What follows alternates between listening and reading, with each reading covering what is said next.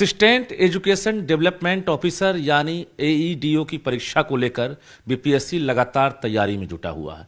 किस प्रकार की तैयारी चल रही है और कितने आवेदन जमा हुए हैं, सीधी बातचीत करेंगे। हमारे साथ बीपीएससी के कंट्रोलर राजेश कुमार सिंह हैं। क्या लग रहा है सर, चूंकि कहा जा रहा है कि बहुत बड़ी संख्या में इस बार फॉर्म जो है जमा हुआ। हाँ, आप सही कह रहे हैं। 9,80,000 फॉर्म जमा हुए हैं। किसी एग्ज़ाम में इसके पहले बीपीएससी में इतनी संख्या में फॉर्म नहीं जमा हुए थे। दिसंबर के प्रथम सप्ताह में आयोग की बैठक होने वाली है, जिसमें यह निर्णय लिया जाएगा कि इस परीक्षा को किस प्रकार से संचालित किया जाए। और हम लोगों ने कैलेंडर में दे रखा है कि जनवरी में इसकी परीक्षा लेंगे और जनवरी में हम लोग ले लेंगे। मतलब अब तक क्या रिकॉर्ड रहा है अधिकतम फॉर्म का, और इस बार एईडीओ ने किस प्रकार से रिकॉर्ड तोड़ा?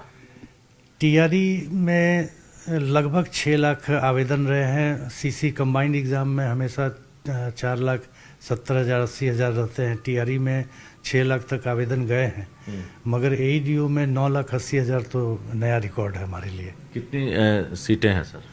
935 सीटें हैं एईडीओ पद के लिए। जी, तो कैसे रिजल्ट कैसे तैयार करेंगे? अब जैसे अपियर होने वाले स्टूडेंट की अगर संख्या अगर 9,80,000 हो जाए और 900 के आसपास सीट हो तो कैसे? अभी हम लोग फर्स्ट वीक दिसंबर में आयोग की बैठक कर रहे हैं। इस पर चर्चा करके आयोग में निर्णय लिया जाएगा। कितने फेज में एग्जाम है ये आयोग में अभी निर्णय लिया जाना बाकी है। जी, तो लेकिन इतनी बड़ी संख्या है तो फिर मतलब कुछ तो अंदाजा होगा कि कितने फेज में, चूंकि एक दिन की तो परीक्षा होगी नहीं और इतने परीक्षा केंद्र जो हैं बनाए जाएंगे, इसको लेकर कुछ प्रारूप तैयार हो रहा होगा?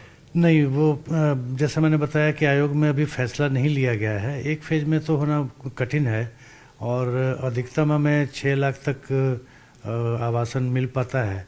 उसमें भी कभी कभी प्रखंड लेवल तक चला जाता है, इसलिए और वहाँ पर फिर एग्ज़ाम की सैंक्टिटी अच्छी नहीं रह जाती है। तो हम लोग प्रयास करेंगे इसको 2 या 3 फेज में, अगर आयोग इजाज़त देगा तो एग्ज़ाम लेंगे। पूरे बिहार में सेंटर रखेंगे या फिर पटना सेंटर रहेगा? नहीं, पूरे बिहार में रहेगा। पूरे बिहार में सेंटर रहेगा। जी। इसमें भी दिव्यांग या महिलाओं के लिए कुछ व्यवस्था रहेगी कि होम सेंटर या कुछ ऐसा? वो तो आयोग की पॉलिसी है। दिव्यांग को मतलब पटना में हम लोग देते हैं या होम सेंटर देते हैं, और महिलाओं को उनके गृह जिले के आसपास का सेंटर देते हैं। बाकी का रैंडमाइज करके होता है। एग्जाम कब बता रहे हैं कि आप ले सकते हैं? जनवरी में लेंगे। अभी उसकी परीक्षा तिथि निर्धारण समिति की बैठक भी फर्स्ट वीक दिसंबर में होगी और एग्जैक्ट डेट निर्धारित की जो जाएगी। तैयारी कर रहे हैं उनसे क्या कहेंगे, चूंकि क्वेश्चन का लेवल जो है, जो फॉर्म आप बता रहे हैं 9,80,000 अगर आवेदन आए हैं, तो क्वेश्चन का लेवल क्या हो सकता है? क्योंकि कंपटीशन तो काफ़ी टफ हो जाएगा।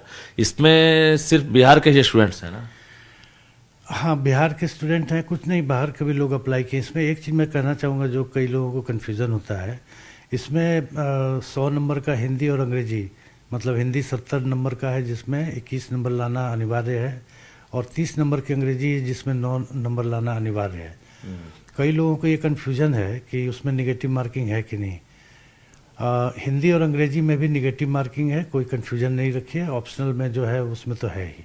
मतलब इसमें कुल परीक्षा जो है आपकी निगेटिव मार्किंग होगी? इसीलिए किया गया है क्योंकि कंपटीशन बहुत ज़्यादा टफ है, तो निगेटिव मार्किंग रहेगा तो जो अच्छे लोग हैं वही ज़्यादातर आएंगे। अच्छा, इसमें सिर्फ एक परीक्षा है या आगे भी कोई परीक्षा है? नहीं, इसमें एक ही परीक्षा है और उसके बाद सीधे रिजल्ट है।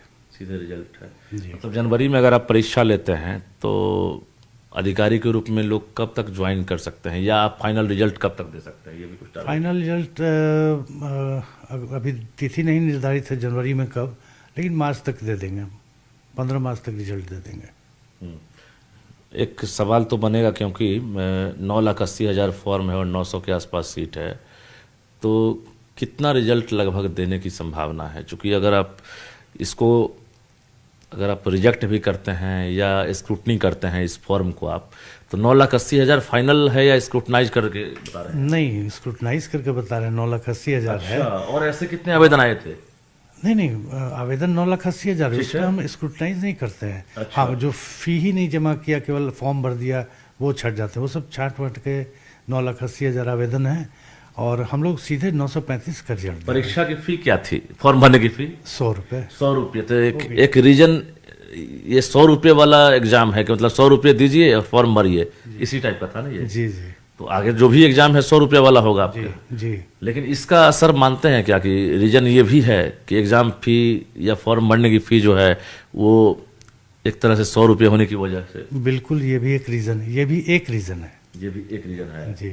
अच्छा। और ये भी रीज़न है कि चूंकि इसके बाद कोई मुख्य परीक्षा साक्षात्कार नहीं है, इस कारण से भी बहुत से लोगों ने भरा है कि अगर ये परीक्षा पास कर गए तो सीधे चयन हो जाएगा। एक और आप कैटेगरी वाइज अगर आप फॉर्म को देख रहे होंगे, अगर स्क्रूटनाइज कर रहे होंगे, इसमें एक चीज़ देखने को मिला होगा, जो अभी फिलहाल सर्विस में हैं, कौन कौन से सर्विस वाले हैं जो चाहते हैं कि हम एईडीओ बने? क्योंकि इसमें तो सिंपल जो क्वालिफिकेशन है, क्या है इसमें?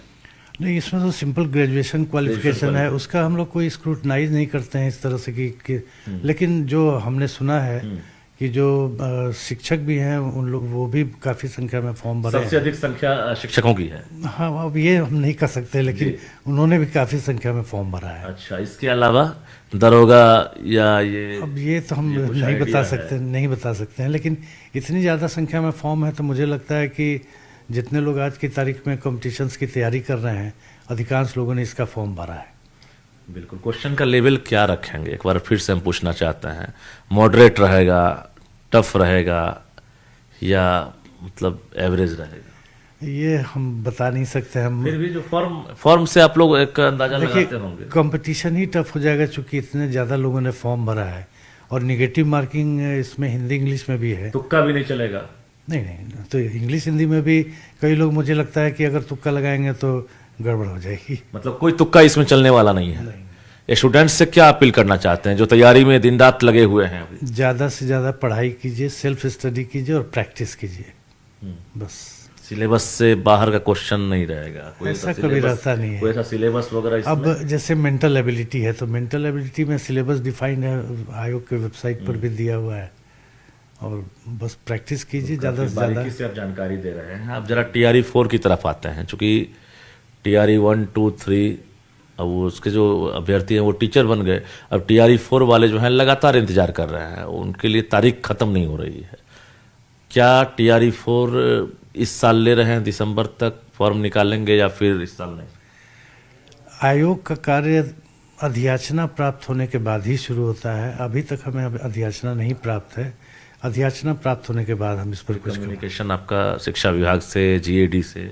नहीं, अभी तक तो हमें कोई कम्युनिकेशन नहीं मिला है। एक्चुअली सीधे अधियाचना प्राप्त होती है, फिर आयोग उस पर बहुत तरह की प्रक्रियाएं होती हैं, विज्ञापन तैयार। आपको फिलहाल मतलब ये काम सरकार का है, आप नहीं चाहते हैं कि मतलब इधर से हम कम्युनिकेशन करें, लेटर लिखें? नहीं, हम अपने से कभी कोई लेटर नहीं लिखते हैं। विभाग रिक्वेशन देता है, अधियाचना देता है कि हमें ये एग्ज़ाम लेना है, ये सेवा शर्त होगी, या एग्जामिनेशन का ये सिलेबस होगा, शर्त होगी। उसमें कोई कन्फ्यूजन होता है तो फिर हम लोग विज्ञापन बना के और क्वेरी करके विभाग से क्लेरिफाई कर लेते हैं। जब विभाग का विज्ञापन पर अनुमोदन हो जाता है तब हम आगे की प्रक्रिया। एक सवाल तो बनता है, अगर मान लिए कि अब नवंबर ख़त्म हो रहा है, दिसंबर महीने में 15 तारीख तक अगर आपको अधियाचना मिल जाती है, तब एग्ज़ाम कब तक ले सकते हैं, या विज्ञापन कब निकाल सकते हैं? देखिए, विज्ञापन का अनुमोदन विभाग से होने के बाद हमारा SOP है 75 दिन या 2.5 महीने में ही हम एग्ज़ाम ले पाते हैं, और इसको बहुत शॉर्ट लिस्ट करेंगे तो 2 महीने तो लगेंगे ही लगेंगे। 2 महीने लग जाएंगे? हाँ, मतलब कुछ भी करेंगे तो फरवरी से पहले चांस नहीं? 1 महीना तो हम फॉर्म भरने के लिए भी देंगे ना, और उसके बाद आवासन प्रश्न पत्र तैयार होना, ये वो बहुत तरह की चीज़ें होती हैं, तो 2 से 2.5 महीने। हम अनुमान की ही बात कर रहे हैं, चूंकि आपके पास अभी फिलहाल अधियाचना ही नहीं है, लेकिन जो हम प्रोसेस है, जो प्रोसीजर है, उस पर हम बातचीत कर रहे हैं। अगर मान लिए कि दिसंबर में आपके पास विज्ञापन के लिए अधियाचना नहीं पहुंचती है, तो आप फिलहाल एग्ज़ाम को लेकर कोई तारीख तय करेंगे कि हम कैलेंडर आपका, चूंकि दिसंबर ये कैलेंडर है ना, कैलेंडर कब है आपका? देखिए, TRE 4 का कैलेंडर हमारा अभी नहीं है, क्योंकि जोड़ा था ना आपने? नहीं, TRE रिपोर्ट नहीं जोड़ा? कभी नहीं जोड़ा। हमने 23 अक्टूबर को कैलेंडर प्रकाशित किया, फिर अगला 3 महीने बाद 23 जनवरी को करूँगा। जब तक हमें अधियाचना प्राप्त नहीं होती, उसके बारे में कैलेंडर में लिखना या कोई कमेंट करना अभी संभव नहीं है। मतलब अभी कैलेंडर में भी जोड़ना भी नहीं है आपको, जब तक प्राप्त नहीं? ये देखिए, फरवरी में शेड्यूल खाली है, जनवरी में खाली है। अगर मान ली अचानक अधियाचना मिल जाए, विज्ञापन निकाल कर आप एग्जाम ले लें, कोई उसके लिए शेड्यूल भी तो देखते होंगे आप लोग? हाँ बिल्कुल, एक हम ही एग्ज़ाम लेने वाली एजेंसी नहीं है। एक्चुअली हमें डेट निर्धारित करने में वही कठिनाई होती है कि बहुत सारी एजेंसी अपना डेट दे देते हैं। जैसे फरवरी में बिहार स्कूल एग्जामिनेशन बोर्ड की इंटर और मैट्रिक की परीक्षा है, 2 फरवरी से लेके 27-28 फरवरी तक। वो तो आपको मतलब परीक्षक का टेंशन होगा, विक्षक का, हाँ, तो मतलब विक्षक और कोई सेंटर भी नहीं मिल पाएगा। सिक्योरिटी, बिल्कुल। सिक्योरिटी का भी। तो फरवरी माह में हम कोई एग्जाम नहीं ले सकते हैं, जब भी लेंगे जनवरी में लेंगे या फिर मार्च में लेंगे, अच्छा, या उसके आगे। अच्छा, तो जनवरी में अब चांस आपको दिख रहा है, अगर मिल जाए नहीं, इतनी जल्दी तो उम्मीद नहीं है। नहीं।